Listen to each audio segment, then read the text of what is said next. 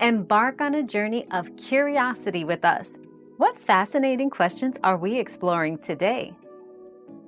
The crinkling sound you hear from a diaper comes from its plastic lining, not wetness. So it doesn't always mean it's time for a change.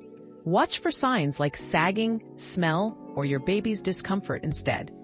These cues help you know when to change the diaper, keeping your baby dry and happy without changing too soon or too late. Another mystery solved, but many more await. Keep up with our daily discoveries by subscribing and turning on notifications.